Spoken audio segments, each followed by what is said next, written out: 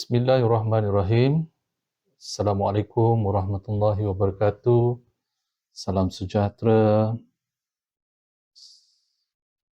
Baiklah, untuk tugasan kali ini adalah tugasan kumpulan bagi subjek GMGM 2023, iaitu tajuk kumpulan isu dan perkembangan pengurusan sumber manusia dalam tahun 2021 dan 2022. Disediakan untuk yang berbahagia Dr. Nur Syafiqah binti A. Rahim dan nama pelajar Mat Syauqi bin Mat Isa 295786, Muhammad Fair Idlan bin Rashidi 296484, Muhammad Zulfakar Azraf bin Saimin 296498, Muhammad Ridwan bin Abdul Manan 296474, saya sendiri Zulkifli Mat Akhir 296526 dan diakhiri dengan Nik Muhammad Shihabudi bin Hashim 296499.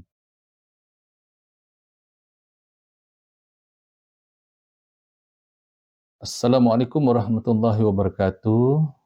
Terlebih dahulu kami ingin memanjatkan kesyukuran kehadrat Ilahi kerana dengan limpah kurnianya atas segala peluang dan kekuatan yang telah dicurahkan kami dapat menyiapkan tugasan kumpulan ini yang bertajuk Isu dan Perkembangan Pengurusan Sumber Manusia dalam tahun 2021 dan 2022 dalam jangka masa yang telah ditetapkan. Tidak ketinggalan juga kami ingin merakamkan ucapan terima kasih kepada pensyarah subjek GMGM 2023 Pengurusan Sumber Manusia dalam Sektor Awam, iaitu yang berbahagia Dr. Nur Syafiqah binti A. Rahim kerana telah memberikan garis panduan, pemahaman, kesabaran yang baik dan yang paling penting, beliau telah memberikan dorongan positif untuk kami menamatkan tugasan kumpulan ini. Akhir sekali, kami ingin mengucapkan ribuan terima kasih kepada semua ahli kumpulan yang telah saling membantu secara langsung untuk menyiapkan tugasan ini.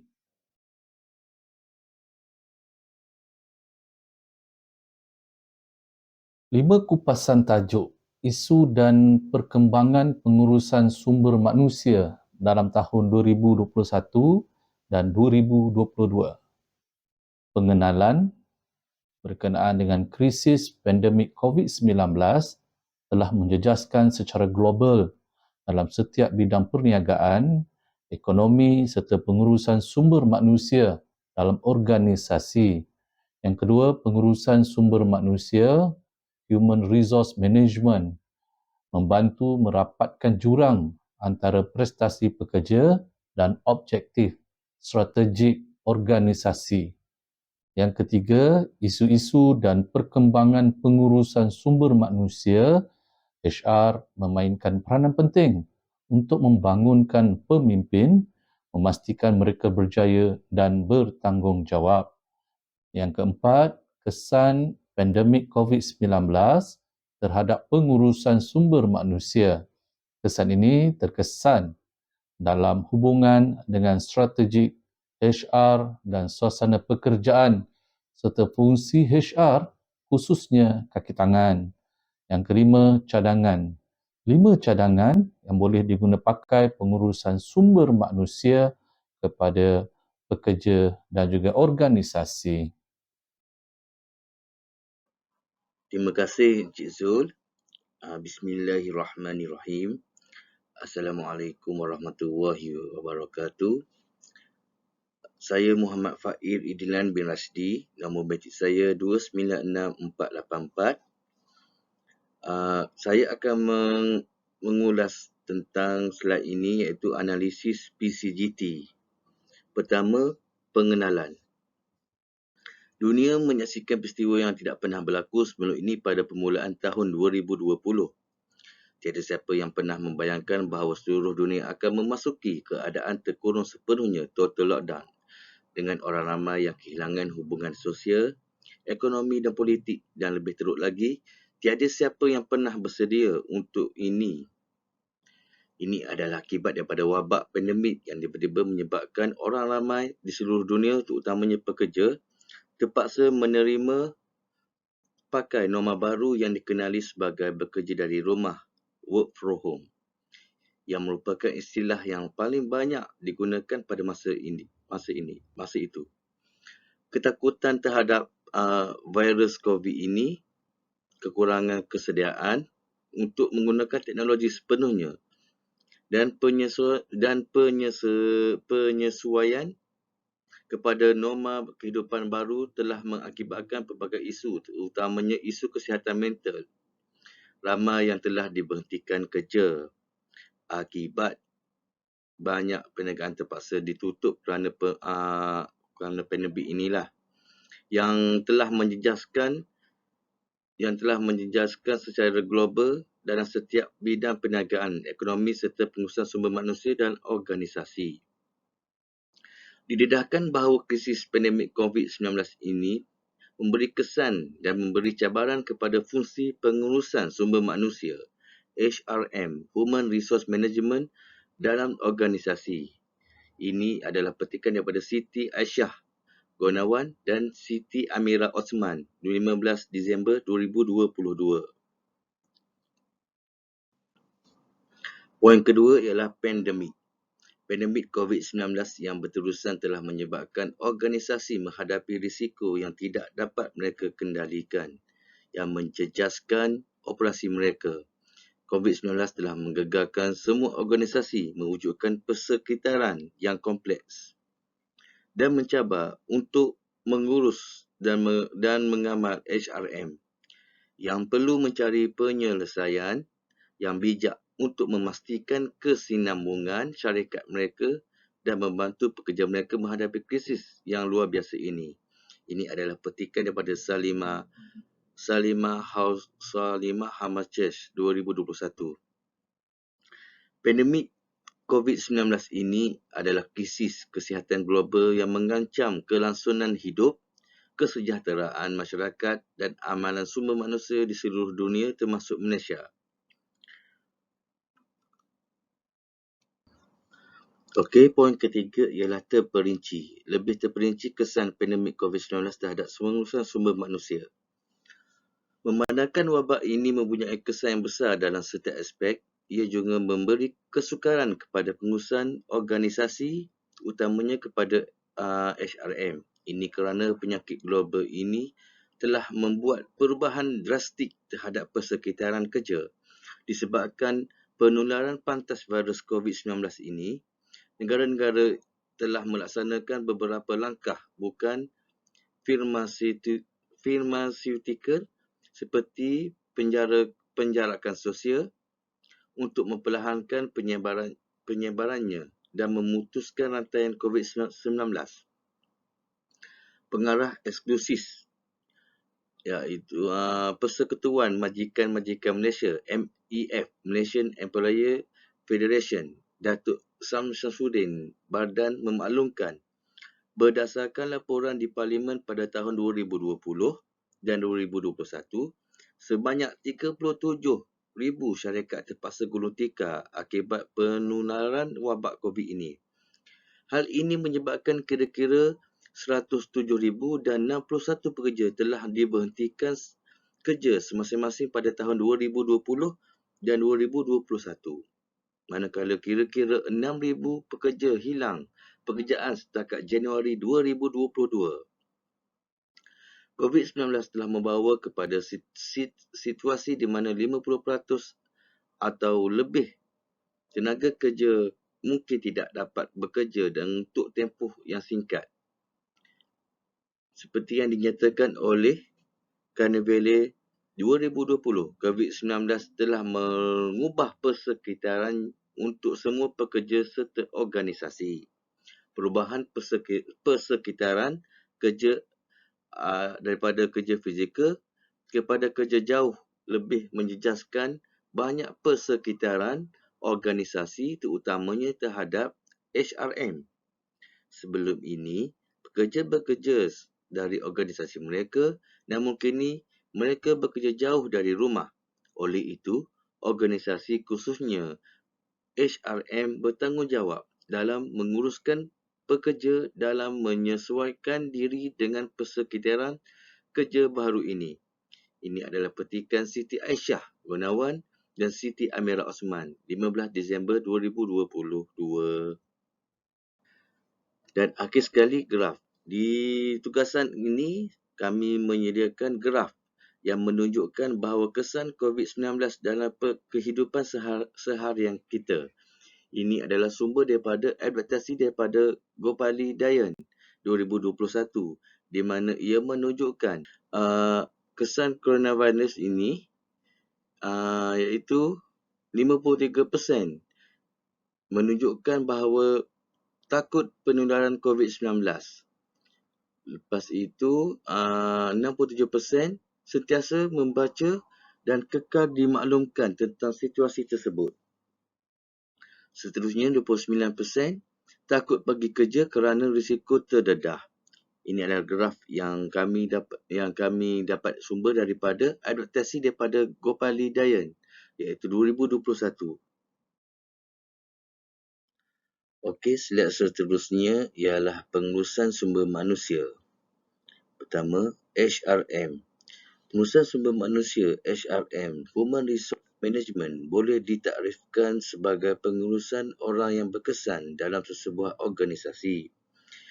HRM membantu merapatkan jurang antara prestasi pekerja dan objektif strategik organisasi. Selain itu, pasukan HRM yang cekap boleh memberikan firma kelebihan berbanding pesaing mereka. Menurut GISMA University of Applied Science 24 Jun 2029, operasi sumber manusia menyumbangkan secara signifikan kepada kejayaan sesebuah organisasi. HRM ialah amalan pengambilan, penetapan dan pengurusan pekerja organisasi. HRM sering dirujuk sebagai sumber manusia, HR iaitu Human Resource. Menurut Nick Barney 2023, sesebuah syarikat atau jabatan HR organisasi biasanya bertanggungjawab untuk mencipta, melaksanakan dan mengawasi dasar yang mengawal pekerja dan hubungan organisasi dengan pekerjanya. Jabatan HR biasanya berfungsi sebagai perantara antara organisasi dan kaki tangan. Ia mewujudkan, melaksanakan dan memastikan polisi dan peraturan yang tertakluk kepada pekerja. Menurut Zulfikar dan Eusebio 2019, istilah sumber manusia telah digunakan semula pada tahun 1900 dan pada tahun 1960-an. Ia merujuk kepada individu yang bekerja dalam kumpulan untuk organisasi. Fokus utama amalan HRM adalah mengurus kaki tangan di dalam organisasi bagi mencapai visi, misi, matlamat dan objektif dengan efisien dan efektif. HRM mempertingkatkan potensi dan kecemerlangan pegawai dalam menjayakan misi dan visi organisasi ini. Sekian daripada saya. Saya akan memberi kepada rakan saya untuk menerangkan slide yang seterusnya. Terima kasih, Doktor. Assalamualaikum warahmatullahi wabarakatuh. Nama saya Mat Syauqi bin Mat Isa. Nombor matrik saya 295786. Akan meneruskan perbentangan berkenaan objektif pengurusan sumber manusia. Objektif masyarakat. Langkah yang dilaksanakan untuk bertindak balas terhadap keperluan. Objektif yang kedua, objektif organisasi. Tindakan yang diambil untuk memastikan kecekapan organisasi. Objektif yang ketiga, objektif fungsional. Garis panduan yang digunakan untuk memastikan HR berfungsi baik dalam setiap organisasi. Dan objektif yang keempat, objektif peribadi.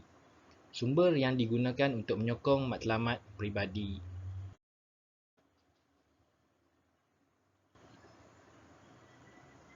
Slide yang seterusnya, kepentingan pengurusan sumber manusia.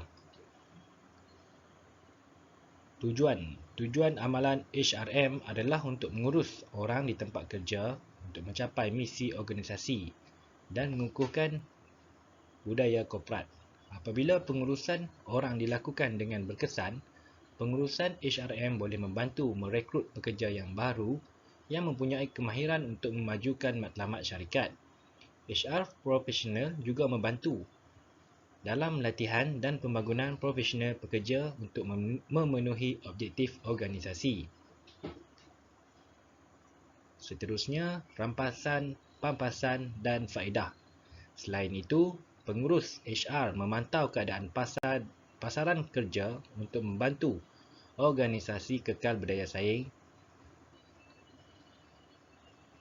Ini boleh termasuk memastikan pampasan dan faedah berdaya saing. Acara dirancang untuk mengelakkan pekerja daripada keletihan dan peranan pekerja disesuaikan berdasarkan pasaran. Seterusnya, 6 fungsi pengurusan sumber manusia. HRM singkatan kepada Human Resources Management.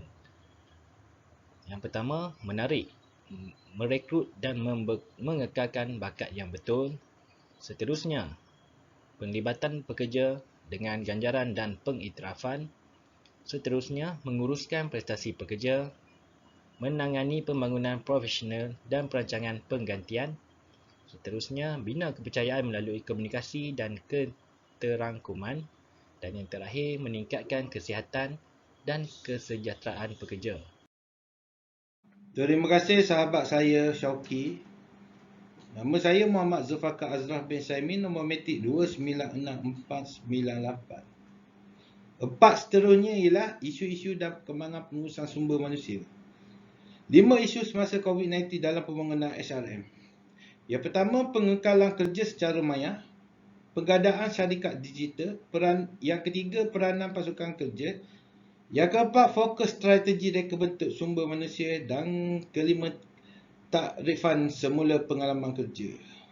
Isu semasa COVID-19 dalam pembangunan HRM.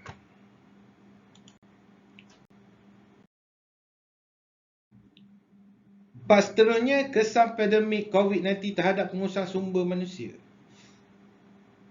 4 kesan positif COVID-19 terhadap HRM tidak dapat dinafikan betapa COVID-19 telah menjejaskan kehidupan. Antara kesan negatif akibat penularan wabak COVID-19 adalah seperti berikut. 4 kesan positif COVID-19 terhadap penggunaan sumber manusia. Yang pertama, bekerja secara fleksibel dan jarak jauh. Yang kedua, penggunaan teknologi digital.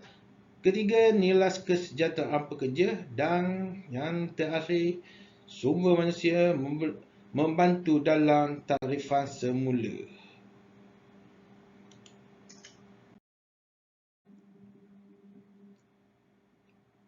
Kesan negatif COVID-19 terhadap HRM. 4 kesan negatif menurut Greg Berry 21 Mei 2021. Yang pertama, kekurangan kuantiti pekerja di lokasi. Yang kedua, tekanan kurang motivasi kelesuan. Ketiga, kecemasan menurun. Dan yang terakhir, kesan ketidakseimbangan kerja keluarga. Sumber direka oleh penulis berdasarkan petikan kajian ilmiah. Sekian, terima kasih. Saya akan serahkan part seterusnya kepada sahabat saya, Isha Budi. Assalamualaikum. Saya ni Muhammad Syahabudi bin Hashim, nombor metrik 296499. Cadangan Siti Aisyah Gunawan dan Siti Amirah Othman, Disember 15, 2022.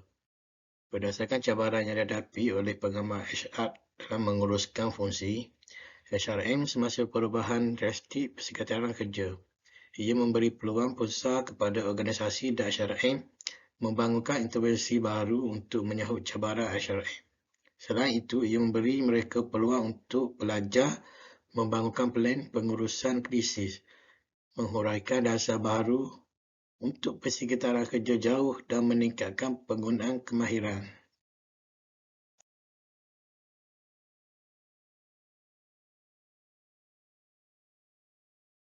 Lima cadangan, pengekalan pekerja, peningkatan tekanan untuk menguruskan kos, pelibatan pekerja dan isu produktiviti, perubahan pesat dalam keperluan kemahiran dan digitalis HR. Kesan negatif COVID-19 terhadap HRM melalui sumber direka oleh penulis Perisian Pendidikan Kajian Ilmiah.